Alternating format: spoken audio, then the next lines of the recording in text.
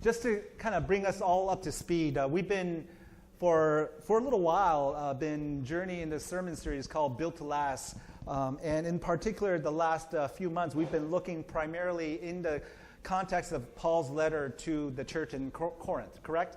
And we're now in chapter 7.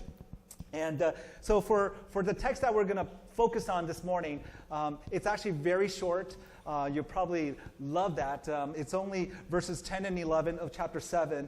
And I've titled this message, More About Marriage, or More on Marriage. And but before we get to our text, I want to invite you again and again and again, you've heard this many times before, to put on these lenses as we understand what we are about as the people of God and as the church.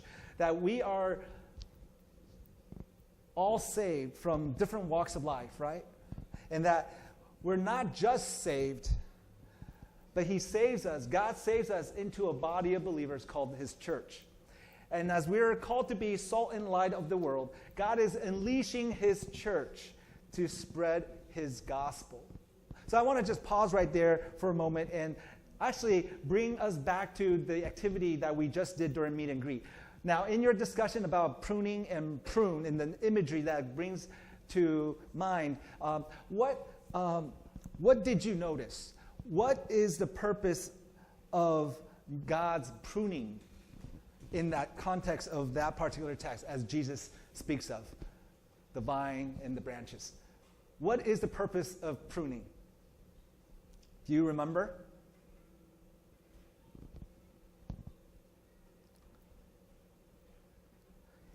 Anybody want to give it a stab?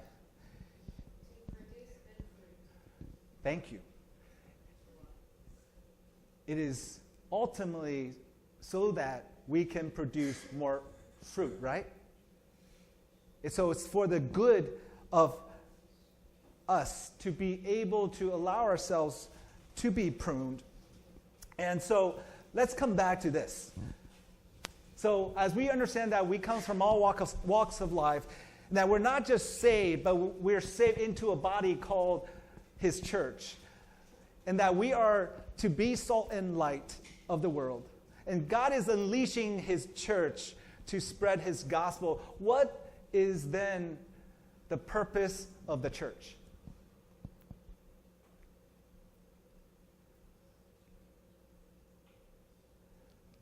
To spread mayonnaise? No.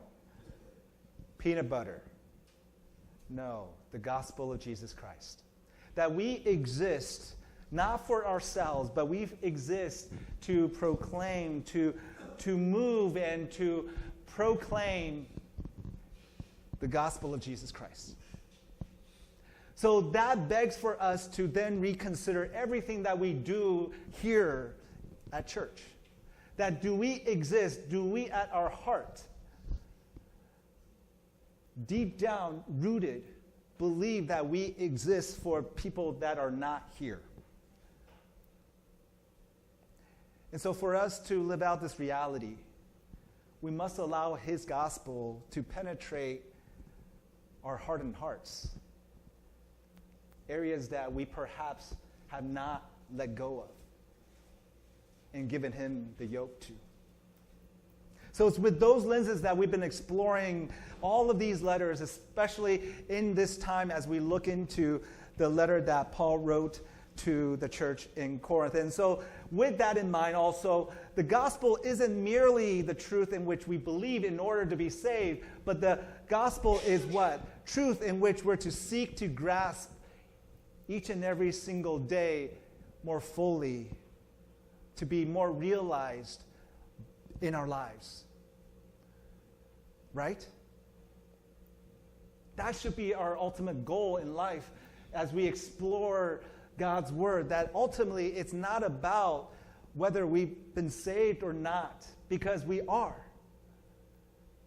But it's about the day-to-day where we work towards sanctification. We work toward becoming more and more holy and righteous in order so that we become the vehicle, the vessels that God would use, you and I, believe it or not, all broken and messy, all over the place?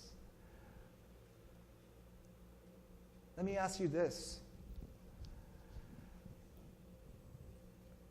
Do you live your life with an open hand or a closed fist? What does that mean?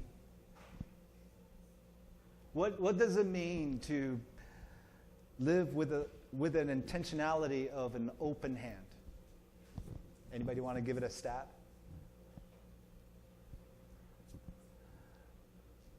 Don't make Adrian speak out again.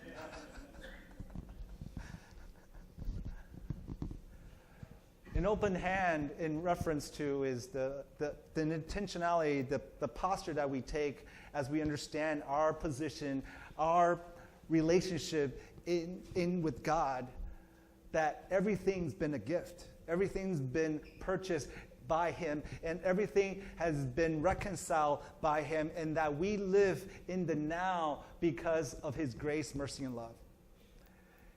And if we truly understand what that means, then our lives would reflect an open hand of generosity, of humility, of love, of grace, of peace, ultimately reflecting righteousness. So let's turn our attention now to the text, but in the broader scope, I want us to begin with verse 8, which we saw from last Sunday. So I say to those who aren't married and to widows, it's better to stay unmarried just as I am. But if they can't control themselves, they should go ahead and marry. It's better to marry than to burn with lust. But for those who are married, I have a command that comes not from me, but from the Lord. A wife must not leave her husband, but if she does leave him, let her remain single or else be reconciled to him. And the husband must not leave his wife.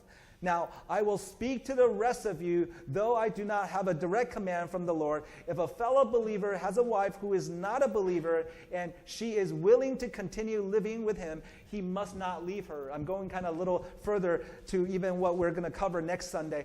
And if a believing woman has a husband who is not a believer and he is willing to continue living with her, she must not leave him. For the believing wife brings holiness to her marriage, and the believing husband brings holiness to his marriage. Otherwise, your children would not be holy, but now they are holy. But if the husband or wife who isn't a believer insists on leaving, let them go. In such cases, the believing husband or wife is no longer bound to the other, for God has called you to live in peace. Don't you, wives, realize that your husbands might be saved because of you? And don't you husbands realize that your wives might be saved because of you? Now, in a study conducted nearly 11 years ago, I know it's a bit dated, by the Barna Group, among adults in America who have been married, the study discovered that 1/3, 33% approximately, have experienced at least one divorce.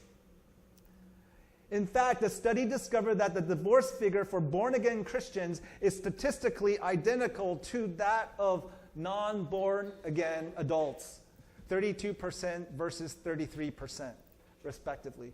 The study also noted that Americans have grown comfortable with divorce as a natural part of life. Now, we're talking about Americans, right? And some of us here are Americans, and we just live here in Taiwan right now. And so this must not happen here in Taiwan. At least these figures don't reflect perhaps here, or does it? Listen to this. Interviews with young adults suggest that they want their initial marriage to last, but are not particularly optimistic about that possibility. There is also evidence that many young people are moving toward embracing the idea of serial marriage. Anybody heard of that term? In which a person gets married 2 or 3 times, seeking a different partner for each phase of their lives. Listen to this quote. There no longer seems to be much of a stigma attached to divorce. It is now seen as an unavoidable rite of passage. Christians are resorting to the divorce courts nearly as often as those who profess some other kind of faith. A few decades ago, divorce was looked upon by our culture. Now, divorce is readily received and accepted. It may even be accurate to say that divorce is advocated as a better solution for those whose marriages are a mess. The church, all right, how does the church respond? The church used to frown upon and outright oppose divorce. Then as we experience the cultural shift in our society, somehow in some exceptional way, we hear less and less of the biblical posture to have in viewing and pursuing marriage. Now it seems divorce is simply accepted as a matter of fact. You know what I hope for? I hope it's not true with us.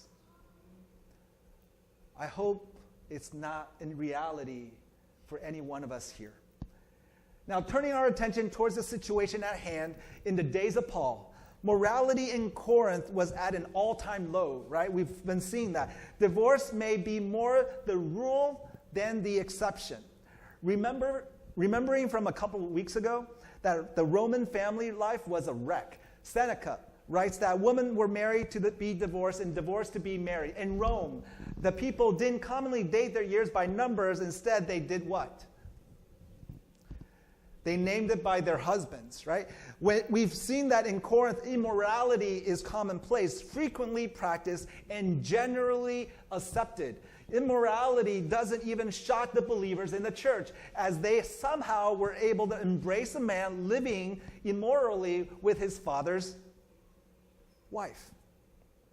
To a more widespread reality, Paul even had to confront and address that having sexual relations with a prostitute is wrong. See, in addition to immorality in the church in Corinth, divisions and rivalries are also commonplace. We saw that many weeks before. Is it no wonder division takes place within marriages? If a believer has no problem with taking another to court, then should we be shocked to find that a marriage ordained by God is being dissolved in a secular court? So, perhaps this statement is true. Where there's immorality, divorce isn't far behind. It's bad enough that in Corinth, divorce is only regarded as the lesser of two evils. But a segment of the church goes so far as to view divorce as the spiritual thing to do. Some aesthetic believers in Corinth, I'm going to ask you something in a moment, adopted a belief and viewed sex as dirty, even within marriage. Some go as far as saying marriage is evil. So I'm going to pause right there and ask you, what does aesthetic mean? I kind of realized something last Sunday, or 2 Sundays ago, actually, that not many of us understood the word aestheticism or aesthetic. So I kind of want to just, because it's actually an important word in the context of what we're studying. I want to ask you, like, any idea? If not, here it goes. Those who are practicing strict self-denial as a measure of personal and especially spiritual discipline. That's a version of it. So what does asceticism mean? It means the rigorous abstention from self-indulgence. Okay, you kind of grasp the understanding of what that actually means. So the ascetic Christians, the ascetic believers in Corinth adopted a belief and viewed sex as dirty. So what did they respond with? So they viewed marriage as what? Evil. In 1 Timothy 4, verse 3, Paul writes to Timothy and says this: they will say it is wrong to be married and wrong to eat certain foods, but God created those foods to be eaten with thanks by faithful people who know the truth. If sex and marriage are unspiritual, Does this mean that a spiritual Christian should seek to escape from the bonds of marriage? And what about to those who find themselves married to an unbeliever? Now, these are all honest questions that we need to put on the table, right? Paul has written in chapter 6 that the union of a believer with a pagan prostitute has very serious spiritual implications. Look with me in chapter 6 of verse 15. Don't you realize that your bodies are actually parts of Christ? Should a man take his body, which is part of Christ, and join it to a prostitute? Never. And don't you realize that if a man joins himself to a prostitute, he becomes one body with her? For the scriptures say, the two are united into one, but the person who is joined to the Lord is one spirit with him. So is a believer sinning every time he has sexual relations with his unbelieving spouse? See, our text this morning is a direct response by Paul to correct the misconceptions and the false understandings that some within the leadership of the church in Corinth are teaching about sex and marriage.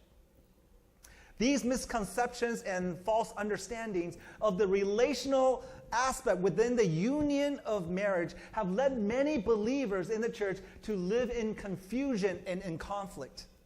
See, Paul addresses three different groups. Last week we saw in verse 8 and 9, Paul focuses his attention on those who are unmarried.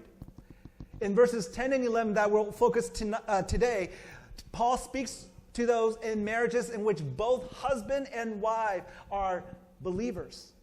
And next week, we'll look at verses 12 through 19. Paul addresses to those believers whose spouse are unbelievers. The overarching message of Paul to the church in Corinth is this. On the matters of sex and marriage is this.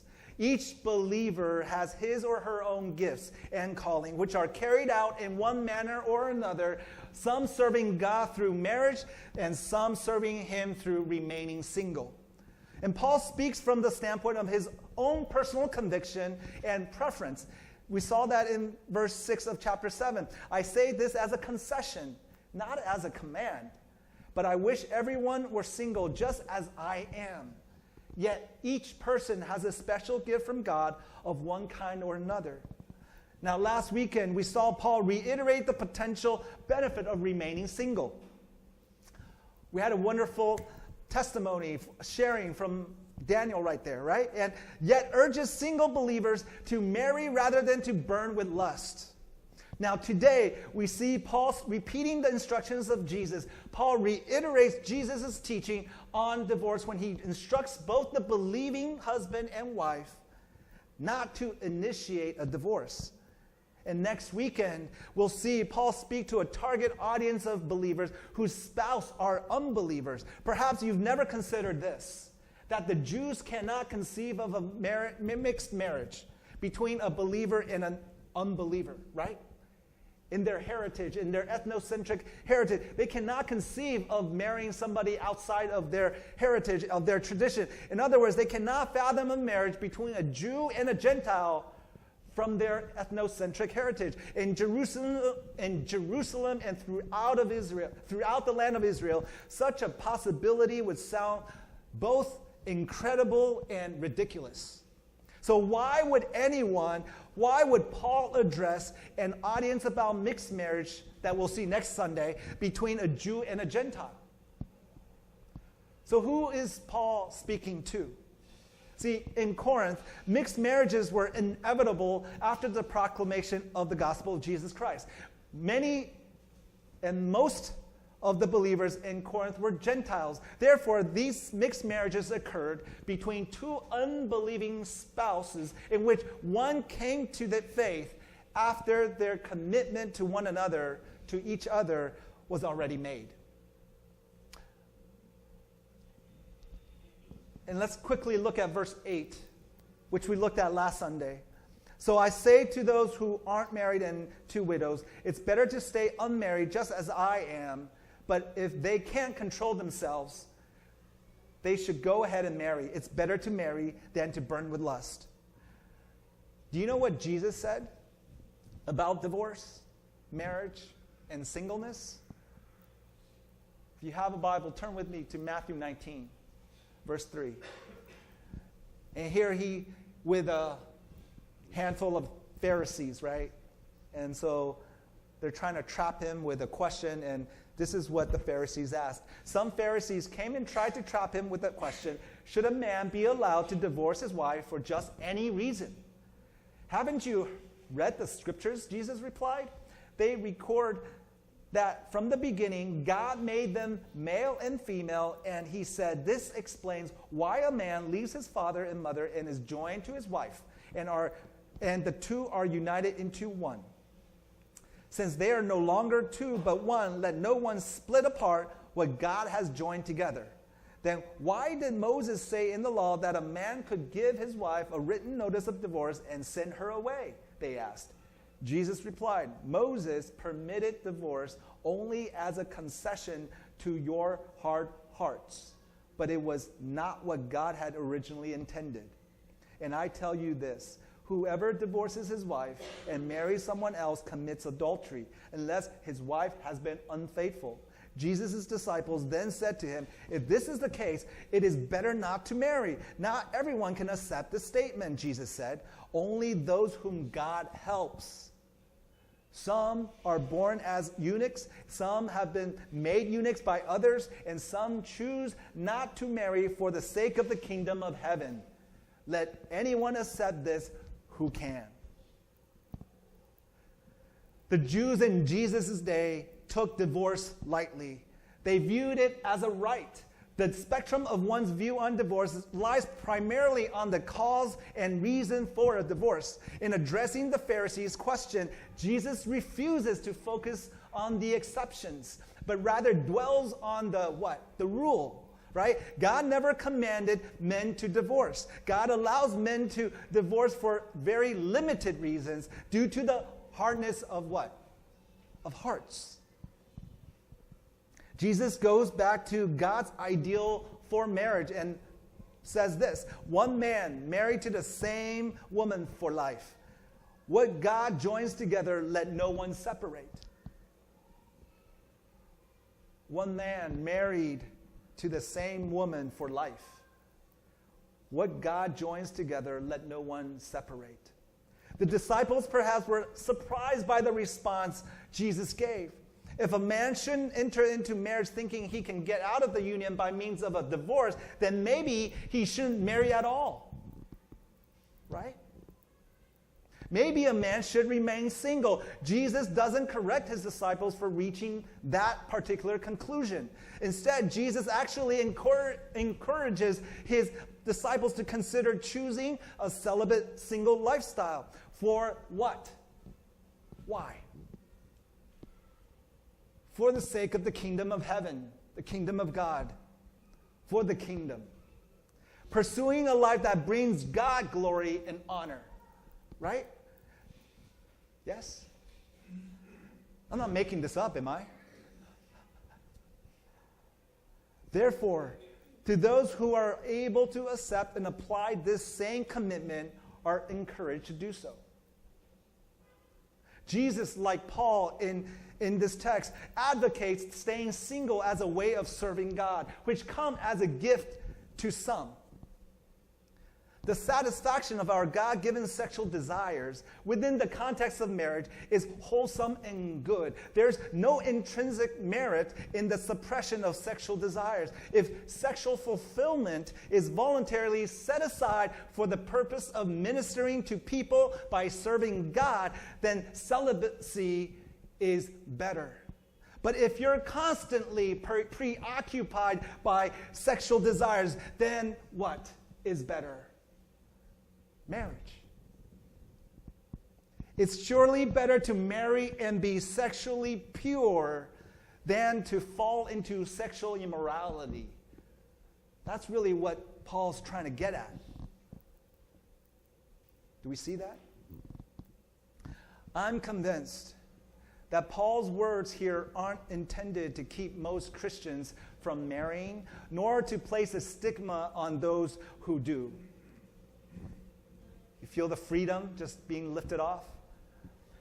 I think there's great value for every Christian who's not yet married. Yes, I'm speaking to those who are here, who are living with joy in their singleness right now. I think there's great value for every Christian who's not yet married, in light of Paul's instructions, to consider the implications to singleness and marriage.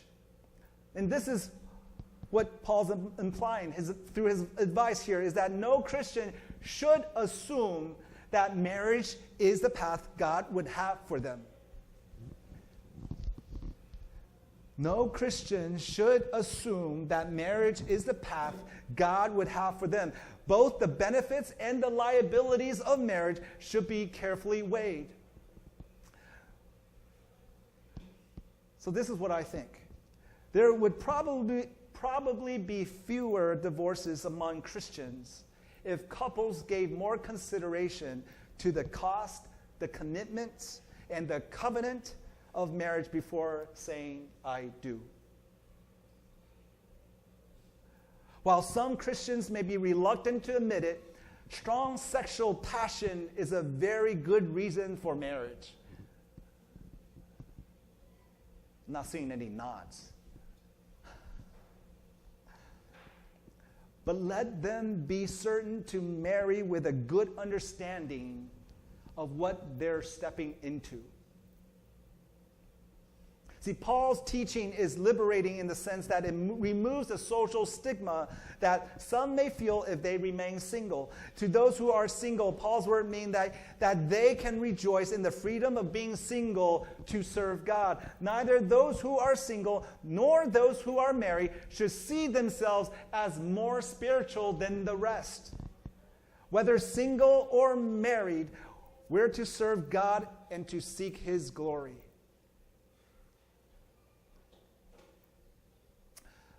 As I always find it to be an honor and a humbling process of journeying with couples who are looking towards getting married. I'm actually right now in a process of meeting with two couples that actually live in two parts of the world, and we're doing our premarital workshops, our sessions through Messenger video chats. And so in our sessions and premarital workshops, I ask of every couple to provide 7 specific reasons as to why I want to marry this person. And then I ask them about the 7 indications why this is the time of my life to marry. See, Paul puts marriage into perspective. He makes it clear that marriage is neither unspiritual nor it is heaven on earth. Marriage is a way in which some Christians will exercise for the glory of God, but which some Christians may forego for the glory of God. Marriage isn't the key to happiness, to significance, not even to spirituality. A person who thinks they cannot be happy without marriage is the man or woman who should seriously consider staying single as an option. The one who will most benefit from marriage is the one who doesn't feel compelled to marry to find happiness or joy in this life. Now, finally, to our text. In verse 10, but for those who are married, Paul says, I have a command that comes not from me, but from the Lord. A wife must not leave her husband. But if she does leave him, let her remain single or else be reconciled to him, and the husband must not leave his wife. Now, I know some of our Bible, whatever translation version that you use might actually look a little different from that in particular, but I'll kind of speak on that in the end. But here are a few questions to consider. If staying single is what it takes to be spiritual, then does this mean Christian couples should terminate their marriages? Okay? I'm just throwing it all out there. I know you're thinking about these things, these questions, right? If such an action is considered spiritual, then does this provide an easy out for those who are wary of their marriages? Okay, what Paul says in verse 11. Remembering that divorce was a culturally accepted option in Corinth, Paul speaks to both believing husband and wife that they are not to initiate a severing of their marital union. No husband or wife has any control over the actions of the other, right? We have no control. Thus, it's possible that one may seek to dissolve the marriage, even though he or she is a believer. Paul speaks to each in terms of their sphere of control and responsibility. Paul's not just forbidding the believing spouse to file for a divorce. He's not just prohibiting one from packing up and leaving the other. He's instructing the husband and the wife that to do everything possible in his or her power to keep the marriage alive and well. Furthermore, when Paul forbids terminating the marriage, he forbids both separation and divorce. See, all too often, I hear Christians acknowledge that divorce is forbidden and then proceed to encourage someone in troubled marriages to separate. Their thinking is that divorce is one thing and separation is another. Paul differs, I think, in this text. Paul employs two different words in verse 10 and 11. Any Greek scholars here? Okay, we're going to dive into a Greek right now, okay? We're just the surface. Okay, surface Greek. Okay? Paul uses two different words in verse 10 and 11. The first word is Corinthini, okay? And the second word is Aphianai. Now, in the New Living Translation that you see here on the screen of our text, both words are translated as to leave. Now, for some of us using different translation, it may come out a bit differently. Now, Corinthini literally means to depart from. The word is also found to be used by Jesus in Matthew 19. We looked at that earlier. Since they are no longer two but one, let no one split apart what God has joined together. Now, but when Paul speaks specifically to husbands at the end of verse 11, he uses the word aphianai, literally means to send away, to let go of. It may be true that both men and women could obtain a divorce, but practically speaking, Paul's addressing a situation occurring in the church in Corinth where it's much easier for the husband to divorce his wife than for the wife to divorce her husband.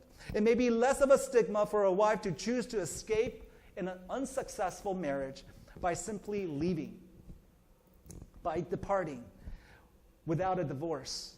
For the husband, he would more likely choose to divorce his wife by sending her away. Either way, Paul doesn't distinguish between separation and divorce. Separation doesn't promote reconciliation, does it?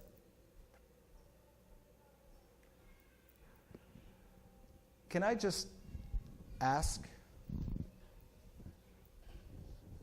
how many of us here know of family, friends who've gone through divorce?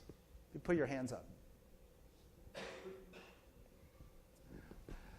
How many of us know of family or friends that have gone through a time of separation?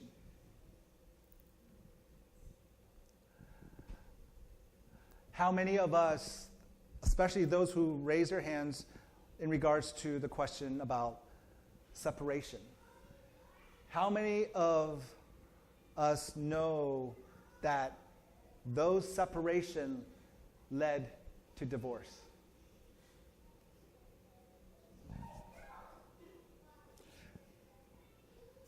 Separation doesn't promote reconciliation. The truth is that those who choose to be separated are happier apart. Isn't that true? Life is easier. The conflicts and tensions while together may be temporarily removed, but the problems with the relationship are aren't reconciled nor what? Nor resolved. They're not reconciled nor resolved. Is there ever a time one is permissible to leave, considering one's well-being? Is there ever a time one is permissible to leave, considering one's well-being? That's a legitimate question, right? Those are the real life questions that each and every one of us probably are thinking about as we look at this text. It's not so much about the rules, but it's about the exceptions to the rule.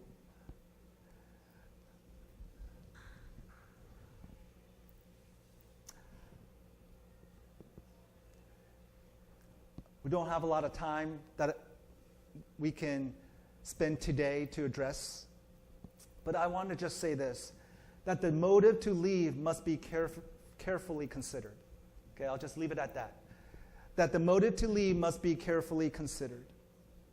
So Paul's words are clear and emphatic to Christian couples. Don't divorce and don't separate. He gives no exceptions here. However, this doesn't necessarily prove that there are no exceptions. It does underscore the fact that divorce is, at best, the exception to the rule. And Paul is here emphasizing the rule, not the exception. Okay? God intended a man and a woman to be joined together as one flesh for life. What God has joined, let no one separate. In a city, in a church where divorce is not only permissible, but where some think it's spiritual to do so, Paul doesn't wish to emphasize the exceptions to the rule. You kind of understand where Paul perhaps might be coming from. Now, I want to, as we conclude, I want to address something that you might see in your Bible, like in parentheses, okay? So in NRSV version of verse 11, it says this, but if, in parentheses, but if she does separate, let her remain unmarried or else be reconciled to her husband. And then in an NASB version, it says, but if she does leave, she must remain unmarried or else be reconciled to her husband.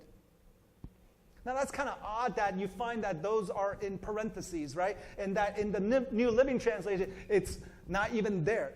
It's easy to understand, once we understand perhaps what Paul is addressing to, that it's easy for us to understand then why such a question has arisen in the church. What about those who have already been divorced? Right?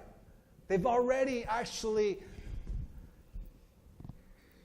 departed from, let go of their wife or husband. What about them? It's too late to avoid a divorce, so what should they do now? What should they do now? And many scholars think that this is a response to those who have already gone through a divorce, and now this is a way for them to respond to what do they do now. Paul's words are intended to help such people make the best of their situation. They shouldn't remarry. They must remain single or be rejoined to their former spouse. That's what Paul's saying. So Paul's position on divorce is but a reiteration of Jesus' teaching on the subject matter. Among believers, divorce shouldn't even be considered an option. Granted, divorce is permissible in the case of immorality, but it's not something in which God delights. It's something God tolerates due to the hardness of hearts. The gospel which saves is a gospel which humbles, and that humbling gospel is the wisdom of God. Let's pray.